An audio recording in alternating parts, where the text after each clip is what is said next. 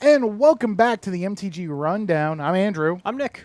And we are happy-less today. He's dead. Yeah. Luckily, did cast Reanimate, though, so hopefully we'll be back in about 7 days. Yeah, something like that. Yeah, I don't know. We'll find out. If not, I'll just flashback. You know, I mean, we have Time Warp, right? That's true, Yeah, so we can make this work. But anyways, yeah, nope. Happy's out for the day, getting some rest. He needs it. But we are going to be here having some fun. We're going to be talking about a couple things. There's going to be some news updates on some products coming out. We're going to have talk about some really, really bad judge calls we have received because we're both judges. Yeah. So that's fun.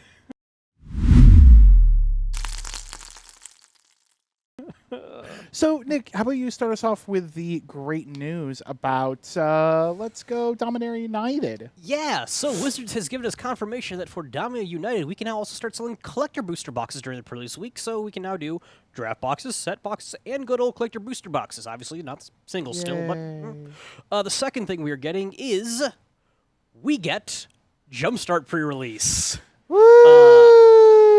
They have recommended in their lovely WPN email to us that we allow anyone who wishes to play in a Jumpstart pre-release to get their 2 Jumpstart packs, smash them together, build their deck, and put them into the pre-release as regular play against people with the pre-release kit. They want it reported differently, and they want the event run differently, but we're still waiting for full clarification. But yeah, if you don't want to build a pre-release deck, you can do it with Jumpstart now.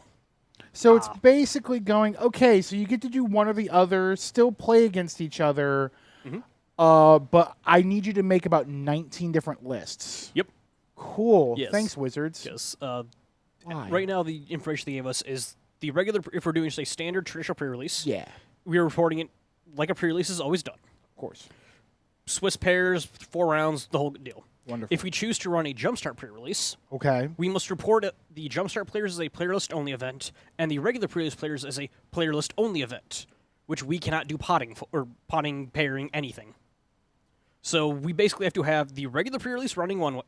We have to have a player list for regular pre-release and a player list for Jumpstart, and then put them all into that first event to get the matches set up. Oh, my God. Yes. Oh, that hurts my head thinking about it. So I'm hoping that we're going to get some further clarification that explains how they want us to run this. That makes it a little easier than having to run. Or 3 they lists at scrap once. it and change it. That works too. Yeah. I think that's a better Yes. idea. I mean, at that point, you might as well just say, you know what, we're doing 2 separate pre-release type events. You know, be like, we want you to run at least one of them that are the normal pre-release and then another that's a Jumpstart. Yep. That should be just that simple. I like the idea in theory, gives the players who aren't so confident in their sealed Right. deck building a chance, but also it's a big headache for the actual tournament organizers. Yeah, no, it's going to be a giant headache. And honestly, I think I'd like better if we went with a format of, okay, you know what? You have the people who like to do sealed, who like to make their own 40-card deck, go from there, do that event. But then you have that separate where it's like, okay, it's Jumpstart. Here are your 2 packs. There's your deck. Have fun. I think that is 100% okay to do 2 separate events like that. I don't know why they want to complicate it so much. Yeah, I mean, this is, 3 pre-releases in a row now. They've had to change up something about them. Yeah, it's just ridiculous. And I don't understand them making it more complicated. Yeah. I think if you want 2 separate things, make it 2 separate things. That's all you need to do. Make it 2 separate things and you're done. Yep. But is this Wizards of the Coast? If they were doing anything easy, well, they might be sick. So that's how that goes. Yep. In other news, Pioneer decks, the pre-con decks for a Pioneer, the Challenger decks, how to think of that word, they're going to be coming out soon. We'll probably have more details on that next week because, I just don't have that information right this second. Yeah, right now I think they gave us, the name of the deck, and that's about it. Yeah, they're just like, they're like, okay, here are the decks we're giving you. Here's the name and their colors, but there's no real deck list. There's no, what they're kind of matching off of. It's all pretty much easy, standard stuff. I know one's Gruul Stompy, which that's just turn things go burr. Yeah. So that one's easy. Blue, red, go fast. Yeah. Blue, red, go fast, that good stuff. So hopefully they just don't mess up these Challenger decks where they're like, well, here, let's throw an expressive iteration. Oh, wait. Oh, no. Like they did with the standard Challenger decks. Oh, that'll be... I can't wait for the mistakes. Yeah, I'm going to be taking bets on which card gets banned right before the deck's release. Oh, man. That'd be hilarious. I can't wait to see those deck lists and to make that bet. Other than that, oh man, what? Oh, if you want to waste your money, here's one for you. This is your last chance to pre-order Alchemy Horizons Baldur's Gate on Arena for all you 9 Alchemy fans out there that especially for whatever reason like Alchemy, because that's what we need. No, we don't at all. We don't need it at all. We Hearthstone now, boys. I hate it. It's so dumb. I was like, you know what? Let me give it one more fair try. Okay. You know what? I'm like third time's a charm. Maybe I'll find something I like. I still hate it. I still hate it. It's not Magic. It's literally Hearthstone with Magic mechanics that have no reason being there. I really feel like somebody got drunk and just said, "Hey, let's you heard of that Hearthstone game? Yeah, let's just combine it together and not have, the bullshit." I'm pretty sure like one Wizards exec turned the other one went, hey, that Blizzard's not doing so well. I bet we get some game designers from them. I bet you could. Because they did a really good job with that. Because Hearthstone's like, here's 3 decks. That's the only decks that win. That's literally Hearthstone. Yeah. Literally Hearthstone. And I know what people are saying. Oh, how's that different from Magic? Oh, with Magic, there's like 5 decks. Thank you, first off. And there's more formats. And, you're not... Oh, God. Disgusting. All right. So, yeah. But now we get to the fun part, where we get to rant and rave about our terrible judge call pass. I mean, we've seen a lot. Yep. We have seen a lot collectively. We have seen a lot of really bad judge calls, not only here, but for me, like at other LGSs. I'm sure you've been at other ones where you're just like, what? Yep. Yeah, I've had a lot of those. What's the worst? Tell me. Let's start with the worst. So this one just also gets an honorable mention for being a literal judge calls in. They called me to ask this question. Good. And they go, hi, my opponent cast an enchant creature on me, so I chose to put it onto my Eldrazi that has hexproof. I'm like, all right, hold on. Something's already kind of out the gate going weird. Yeah. I'm like, okay. Well, I realized that it was going to do 2 damage to my Eldrazi, so I chose to instead use my redirect spell to put it onto their creature. I'm like, okay, now things are getting weirder. Yeah. It killed their creature. I'm like, okay. And it says that when their creature dies, it has to go back to their library. Are they supposed to shuffle? I was like, what? There's a lot to unpack there. Yeah. Okay. I was like, all right. I'm like, rewind it here, please. First off, you're playing Eldrazi. Okay, I get that. They cast, I'm presuming an aura onto your creature. How are you choosing how that aura goes onto a creature? Well, it says that I get to choose. I'm like, what? No, that's not. So I'm just slowly trying to break down this bit by bit to explain them, like, the Magic core rules. Oh, like, they can't target things with hexproof, or no, they can't use a presumably instant or sorcery to change it to another target after it's on the creature. Oh my god! But then the resolution was yes, in fact, the creature does get shuffled in as it was a World Spine Worm, and yes, that shuffles back in. Oh my gosh, I love those kind of setups where like, okay, so listen, we're playing. I'm gonna do this move right here, and they go through all this convoluted steps of everything that happened, and the question is, like, they still shuffle, right? Yep. Yeah. Okay, wait a minute. You just made like 19 illegal moves right there in your explanation, but you're asking about shuffling. Oh, okay, yeah, that makes sense. Yeah. Oh, that is a thing. Oh man. So I may have spoken about this on a previous rundown before, but for our store championship here at the store that we both work at, we had a nice little modern store championship, went really well, and I was the head judge of it, and it was a lot of fun because I loved going to there was one player in particular, I can't remember his name, but kept calling judge constantly, judge. And it was the first time was like, yeah, what's up? It's like, yeah, I just need to know the legal targets of this. And I'm like, okay, I really like, because he was like basically going, hey, how do I do that? How do I play the spell? I'm like, I can't tell you how to play the spell. I can't tell you what targets you need to go to. I can tell you what a legal target is, but I can't tell you, oh, you should really go kill that, Ragavan, because that's just how that goes. Or one of my favorites was being called over, and they go, hi, Judge, so I have a companion. But it's in my sideboard right now, and I didn't declare it at the beginning. But we're on like turn 4. Can I declare it now? No, that's not going to happen. You have to declare your companion at the beginning. The first time it happened, I'm like, oh, okay, that's understood. That's something you can forget and miss. I get it. You're playing modern. You're not thinking about the command zone or anything like that. I get that. But when you do it 9 more times afterwards, at that point, I just got to go, what are you doing? What are you doing?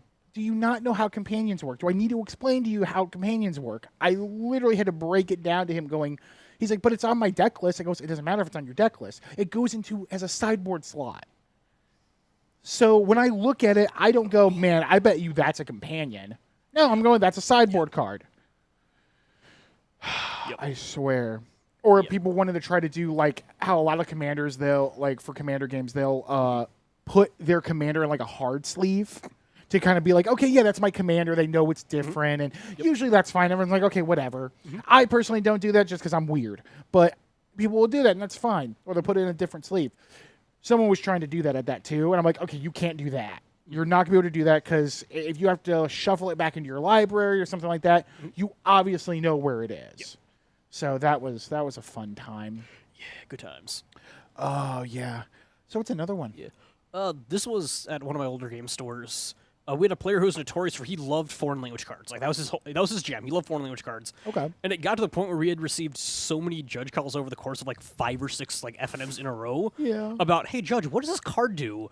That we ended up having to ask him before the event each time what he was playing, rebuild his entire deck in English, just so that we would stop having to go and get the Oracle text for every single card. We'd be like, Judge, what does that do? I'm like, hold on, here it is.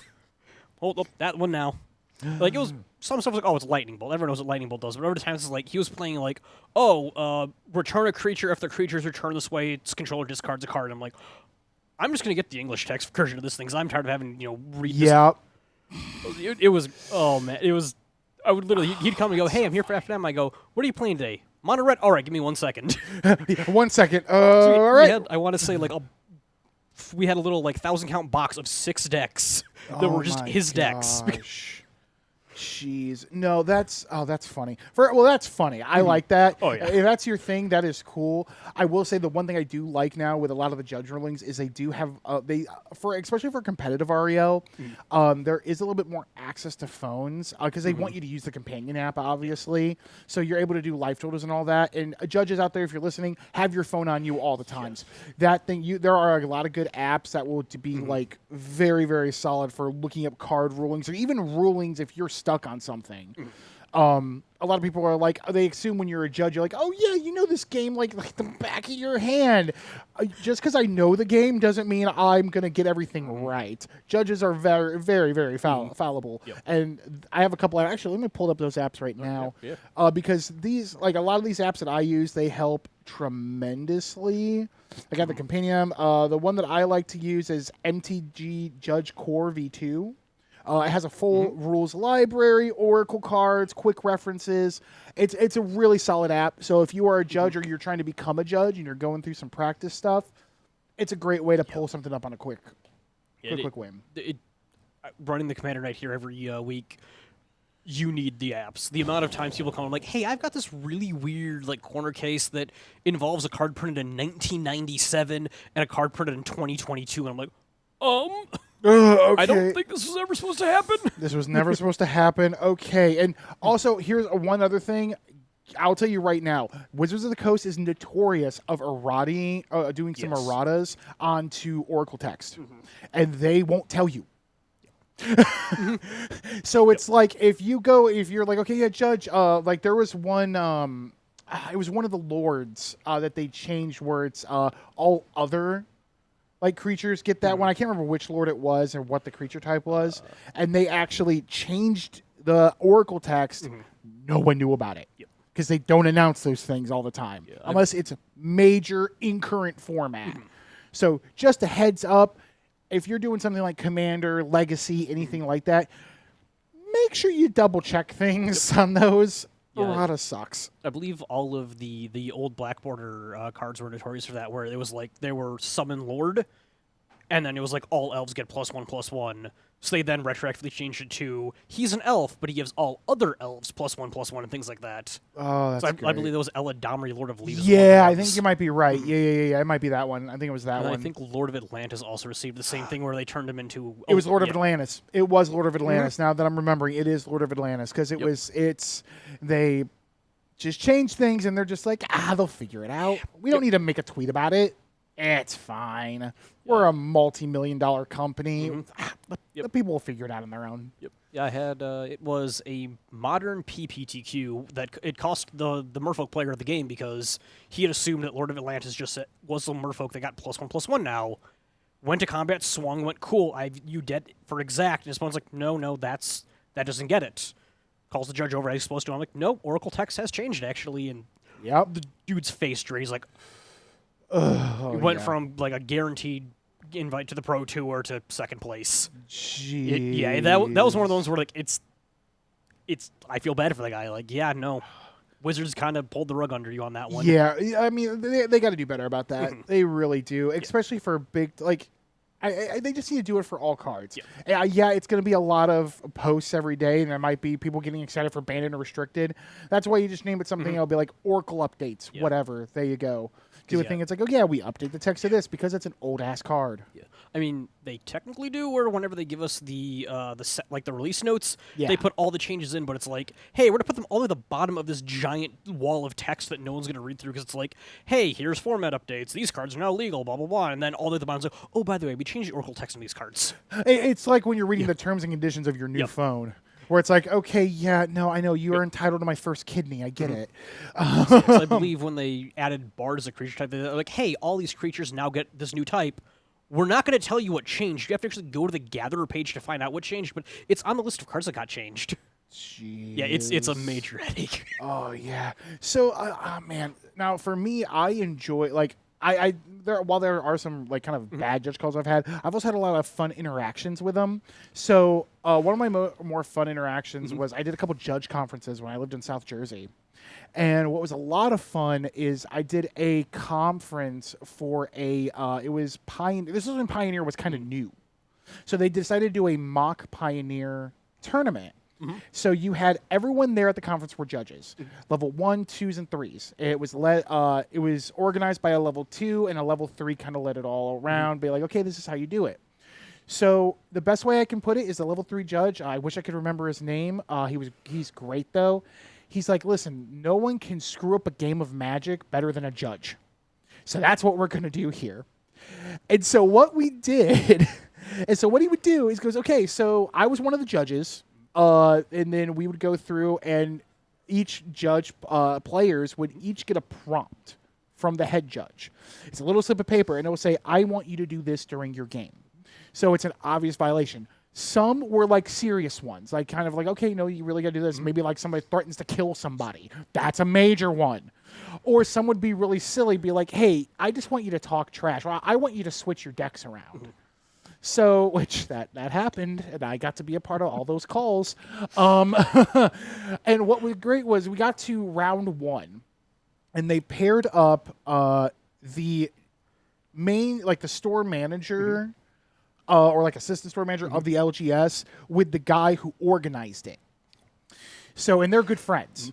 And what was really funny is the prompt that Kevin got, he was the the manager there, got, I want you to trash talk your opponent. So, and I want you to be real loud about it.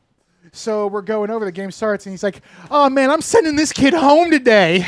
Oh yeah, he's packing early. We're going to get rid of this kid. Look at him. And he's laughing so hard because you also have to remain kind of in character, too. It's a little bit of theater, too, because on the other end, you're supposed to be like, oh, man, I should really call this, or shouldn't I? Maybe a judge will hear it. You know, that's the whole point. And it's like, oh, man, man, this kid, I don't know why he's even here. He should just concede right now. Yo, drop this guy from the tournament. He's done. Just doing the most. And so I went over, I go, okay, guys, and I'm trying not to laugh because this is hilarious. And I go, okay, guys.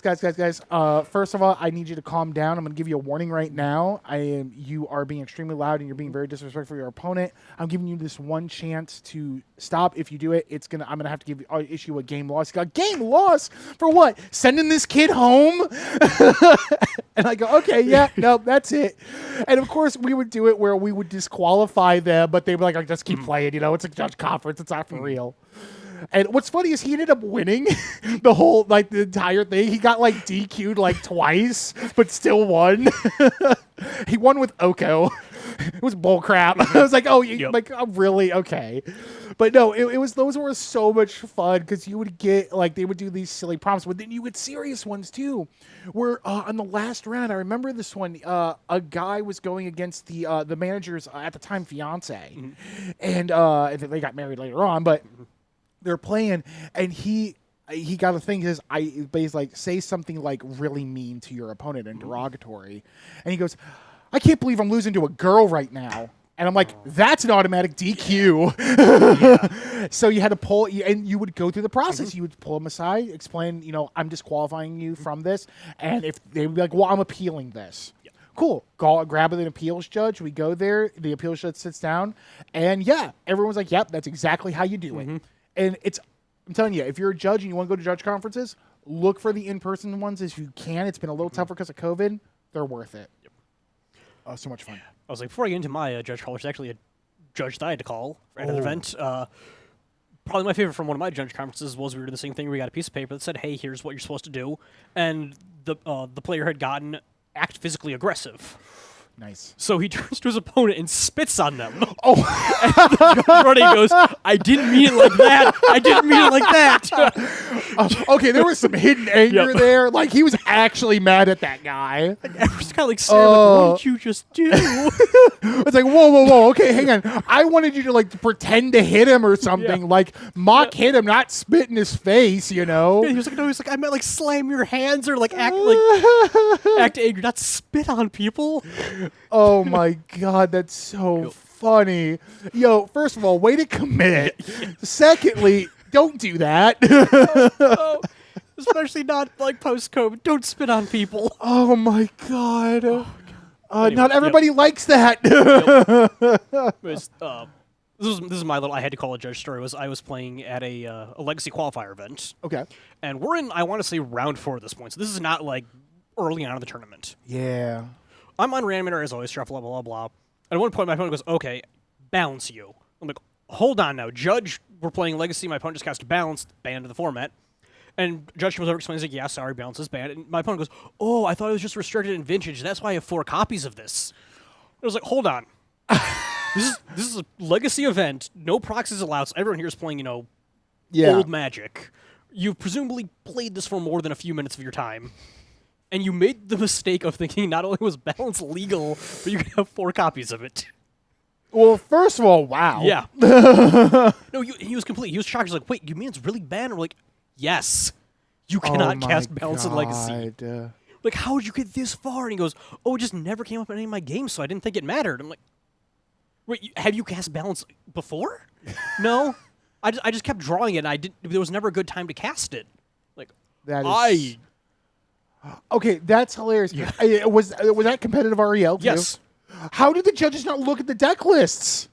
Because you look through the deck list before you start, or during round 1, you're usually looking through deck lists, okay, let's make sure everything's good, Yeah. Wow. He's 3-1 with 4 copies of balance in a deck. Man, I feel really bad for those other 3. I mean, he was playing Death and Taxes well. I think at that point I was 0-1 against him. I was balance you. I'm like, hold on. Hold on, I'm going to go 2-0 right now. Yeah, quickly went.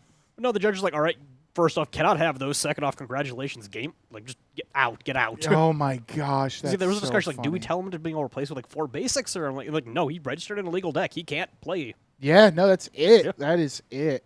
And that is one thing I like to bring up, with judges, when you're going through being taught how to be a judge and everything like that, the first thing they teach you is they don't want you to be you're not looking to disqualify people. You're not looking to give people warnings and everything. You're doing that like in competitive REL. You have to kind of do that just because, like, okay, listen, you got to keep game state. That's like the most common one. Failure to keep game state. That's the biggest one. You're probably going to give that the most warnings you're going to give out. But there's also times where it's just like when you're doing casual REL, you're not trying to. If you have to give a warning, it needs to be something really good. You're usually there. That's the best place where you're trying to teach people and everything like that. But no, the biggest thing they always teach you is like customer service, and they're not trying to get rid of you or anything unless it's a major offense. But when you got something like that, you don't have a choice. Yeah, like you don't have a choice at all. Probably 80-90% of the judge calls the answer are like typically. Oh my god! You give them the benefit of the doubt because a lot of times like, oh hey judge, I brainstormed, I accidentally picked up a fourth card. It's like, okay, we're gonna try to resolve this in a way that like doesn't just boot you out because like it's like oops, I accidentally picked up a card. Like hey, I went to scry and I knocked a card off the top of my library. It's like it's little mistakes like that where it's like people are not intending to. Exactly, and that's how. I actually had one that I was involved with. That I had a judge called on me. It was during Star City Games Philly. I was doing the standard tournament, playing Azorius Control. I was doing really good at this point. I was 3-1-1. So I was like, okay, if I can win out, I might be able to slip in. I don't know. But my worst matchup was going against Tamir Reclamation. So I had just I drew on a Tamir Reclamation deck because this guy was stalling, and we had to have a judge there, and the judge was like, "You active player, you need to make a move." He's like, "Oh, I'm just thinking. I don't know." I'm like, I'm going to. I'm like, listen, whatever you do, we're on turn 4. I'm countering whatever you're playing. Like I literally can counter it. I'm gonna do it. And the judge is just kind of like sitting there. She's like, oh my God, like she was tired. And he's just like, okay, yeah, I can't even remember what the card was that you used in Tamir Reclamation, like the big finisher. Yep. He casts that. He's like, okay, I'll target you to draw that many cards, but you're going to take that damage. I go, I'm just going to absorb it. Yep. No. I mean, he's like, oh, you don't want to draw cards? No, I don't. I want this game to be over. I can't win because you already took care of my like big finisher. So I'm just trying to stall this out to a draw. That's the best I can do because once it's turn 5, I'm gonna on tap, draw, pass, and we're just gonna take it. That's it. There's nothing else I can do. And but my next round, I went against another Tamir Reclamation, and this kid was so annoying. I don't know if maybe there was something like maybe he had like a nervous tick, anything like that, which usually I can read that. But the judges were having issues with him this entire tournament. So I'm going against him, and round 1, he just gets me down quick. And I'm like, okay, I just had a bad hand, whatever. So go through the sideboard, everything like this, shuffle. And I'm shuffling his deck because that is one of the things. And I was a little tired because those tournaments are long. When you're doing 7, 8, 9 round tournaments, it drains you because you're always constantly thinking of your matchups. You're constantly thinking, okay, what am I doing against this? What am I doing against that? And going from there. I kind of feel like Standard kind of back then Standard was a little easier to kind of judge the matchups you were going against. So you're kind of going against the same 4 things. That was about it. But I'm going through and I'm shuffling his deck, and I feel his deck's like a little bit thicker in some cards than others. And I really wish I would have called a judge on this one because I would have been like, Judge, I would like a deck check done on him because I do feel like he might have triple sleeved some of his cards. Because that, while that is difficult to do, it's not out of the realm of possibility. Yep. Now, the thing that I got the judge called on me, though, I just kind of let it go. I'm thinking, okay, maybe I'm just tired and overthinking it, and I'm just really annoyed at this kid, but whatever. So we go through. It's my turn, and I have a saga out. It was Birth of Meletis. And I needed to tick it down to the next level so I get to look for a plains. Okay. So I wasn't looking for plains. I was making a wall. So it goes to my main step. That's when it goes off. Well, I decided to play an instant spell. He goes, I'm sorry, Judge. Guy comes over. I literally watch this man. He comes over. Yeah. You just watched him just like, oh, you again. And as a judge, I was like, yeah, I know that look. Yep. And he goes, my opponent missed his trigger for the wall, And he played that spell instead. I said, I played an instant spell. I said, I know there's a trigger on the stack. I played an instant spell. He looks at the card, looks at my card. He can already see that he was already had the advantage. There was no reason to call it. That 0-4 wall was doing nothing for me. It was there to just chump and give me maybe another turn. He goes, okay. Here's what I see. He goes, this is what I see right now. Of everything you're explaining to me, all that. Yes, that trigger is on the stack, but he played an instant spell before that resolves. Well, he didn't announce it like that. He goes, that doesn't matter. It's what I'm saying is happening. Because there's no reason. I did not get a warning or anything. I said, that is, I looked at the judge. Mm-hmm. I go, that is exactly what happened, Judge. Mm-hmm. Exactly. Yeah. And he's like, it's fine. The spell resolves. I mean, he goes, are you doing anything about the instant spell? Well, no. Okay, the spell resolves. Now that trigger is going to resolve. Continue your game, please. He ended up getting 9th, which I was really happy because he was just 1 spot short, and I was really happy about that. But, yeah, that was a fun time. Yeah. Give me another one. Let's go with another one. Well, I got 2 because the first one's really fast. Yeah, this is just a thank you to the player that did this. I was judging another Legacy event, and he sits down, shuffles up, draws cards, and goes, Judge, and I walk around like, is something wrong? He goes, no, I'm casting Sylvan Library and Brainstorm. I just need you to observe. I'm like, thank you. Oh, my God. Like, thank you for preemptively calling Judge on that when it makes everything infinitely easier. Yes. He even took the time to go, this is my hand, set it here, brainstormed his 3 cards, went Sylvan Library, did his other card. I'm like, okay, I'm putting these 2 back. I'm like, thank you for making everything clear, just calling the judge immediately. Like, yes. There's no argument here. I saw it. You showed me what's brainstormed, what's in your hand. Yeah. Perfect. Oh, that's so good. I love players like that. Players that understand, okay, I'm about to do some weird crap. Judge, please, I need you to come watch this. So if I screw this up, or if they don't understand, we can clear this all up. But the second one was it was a Pioneer event where someone was playing the Lotus Breach deck. Yeah. And their previous opponent called me over and said, "Hey, Judge, can you please watch them? Something's odd about how they're playing." And I'm like, "Okay, what do you mean by odd?" And then I don't know. It just seems like they have more spells than they should. I'm like, "Okay, it's either a salty opponent or maybe their opponent picked up on something that's wrong." Yeah. So I'm just kind of watching the match. And I'm like, yeah, no, sure enough, he's going, tapping and untapping lands. I'm like, hold on, how are you doing? And he goes, oh, I cast a hidden string, so I'm untapping land. I'm like, you tapped and then untapped the same land for 1 card. Like, okay, now, were you, you casting your, I'm going to float the mana? He goes, like, yes. And then he goes, okay, I'm going to draw some cards. I'm like, hold on now. That card was in your graveyard. How'd you get that card back? And he's like, oh, he just flips through his hand, puts a card down. I'm like, did you cast that? And he's like, yes.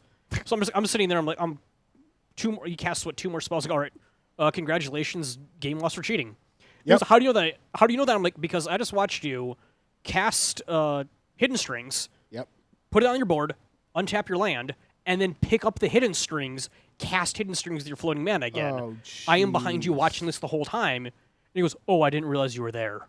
I'm like, that is the worst thing you could have said. You could have gone so many other ways. Going, hey, I'm sorry. My brain was thinking, through the breach was out, thinking stuff like that. But you just going, oh, I didn't know you were there, bro. Because in the same event, we had another player who was also playing the same deck. Yeah. And I watched him, and he apologized, like, I'm sorry, Judge. There's a lot of moving parts. I'm still new to the deck.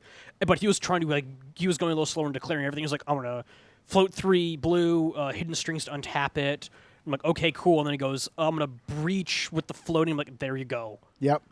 At least say it out loud. So even if you're not moving all the parts as you should, you're at least declaring it out loud so your opponent knows, okay, this is what this guy's doing, rather than going, put it in my graveyard, put it back in my hand, put it in my graveyard. Yeah, that was a deck I was recently playing. Oh, well, it wasn't Lotus Breach, obviously, because can't use that.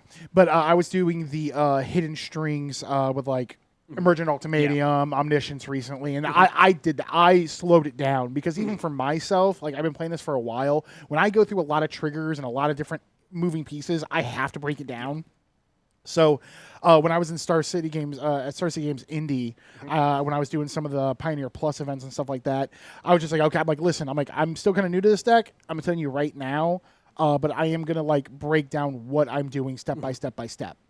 And just going, okay, obviously Lotus, boom, hidden strings, on tapping these lands, putting that in my graveyard, doing pour over pages, drawing my 3, on tapping. Now I'm discarding, going through that. It annoyed a lot of people, but hey, that's the game. Yeah. As long as you're not doing it to stall out an opponent on purposely, and you're going for a victory, you're fine. Yeah. No, going back to the judge conference I was talking about before, I had another. This was a funny one. So the prompt, this was round 3 or 4. I think we just did like 5 rounds. And the slip of paper goes, and it's the owner of the game store against the other manager's wife, fiance. They're playing against each other. Their prompt was, on your second game, switch your decks. Oh, God. They clearly have different sleeves, by the way.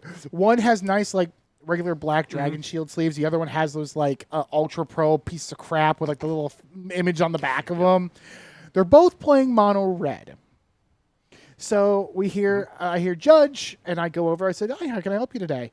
And I'm looking, and I remember watching them from the past. I already knew something was wrong because he was holding her cards, she was holding his cards. They were all in the middle of the game, and he goes, "Hi, yeah,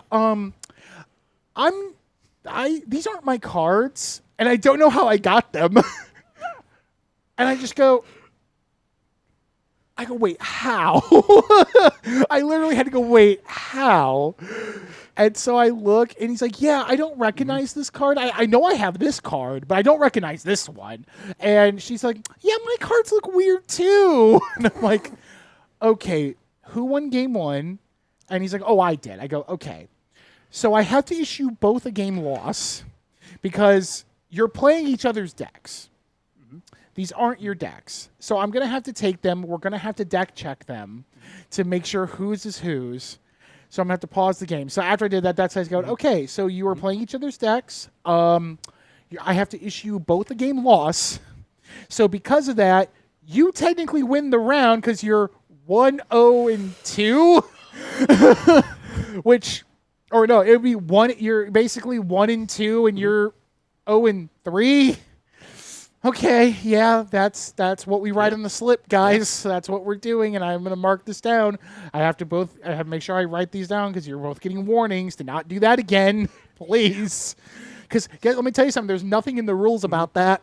You just there's nothing specifically saying, hey, if opponents are swapping each other's decks.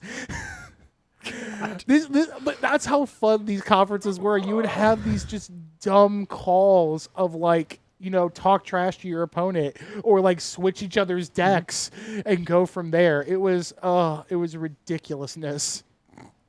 And then I'll do another quick one too. There was just another conference that I did, same place I did it. This time it was a Theros Beyond Death sealed. And I was judging this one. And during the thing, they had not handed out any prompts yet, but we literally had a judge now when you're doing a sealed like competitive REL, if it's a solo thing, unless you're in teams, you cannot be talking with other people. You can't be like, "Oh, you should do that instead," or something like that. Because people lay out their cards, they do that kind of deal, but you can't be going over like, "Oh, no, you should really run that," or anything. You can't do that.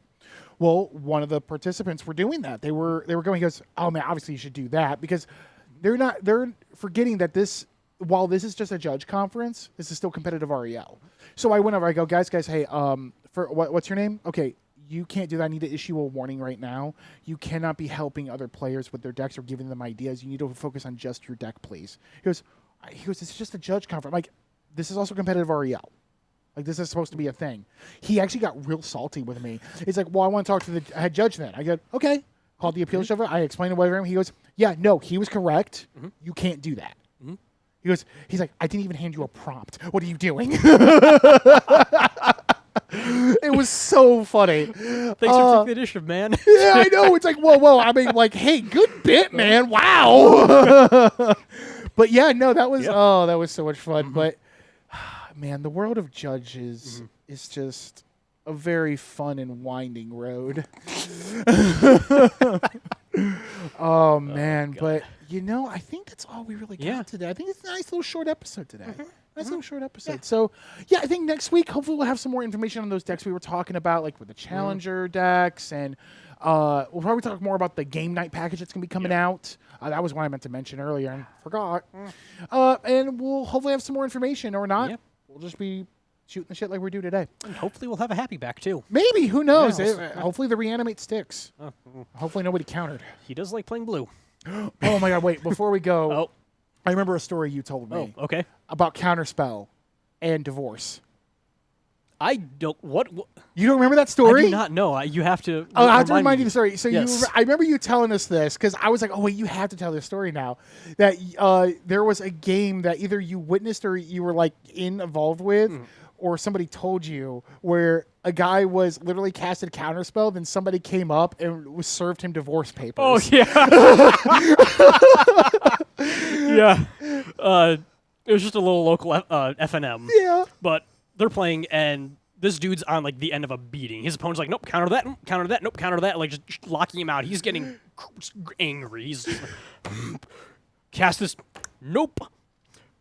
During all this is happening, somebody walks in the back door of the shop, Yeah. walks over, and I think he's like, I'm going to bolt your face. Someone goes, counterspell that, and he goes, and the guy walks by and goes, you've been served, and walks out. It's like he's standing there with his countered bolt in hand, divorce papers in the other hand, just defeated, just sets him down, puts everything in his bag, and just walks out without saying a word. Oh, my God. I'm sorry. If I would have done a bit, I just would have turned to the person and goes, I'm countering that. No. I don't want to deal with that. I don't know if so the processor or whatever, like, knew what was happening, but the timing of that exact, like, you've been served, was the best thing I've ever seen. Oh, man. Talk about a stack interaction. Yeah, really. Oh, man. There's no judge out there that can save you from that. Yeah, I was like, no, it resolved. No, that's a resolve. That has split second, dude. I'm not getting involved in this one. Oh, man. I'm really glad. Okay. Yeah, sorry. I had to make sure that had to get put out there. I couldn't. I completely forgot about it. You reminded me. Such a good story. But all right, guys, we'll be back next week, hopefully with a happy. I've been Andrew. I'm Nick. And we'll see you next week. Have a good one, guys.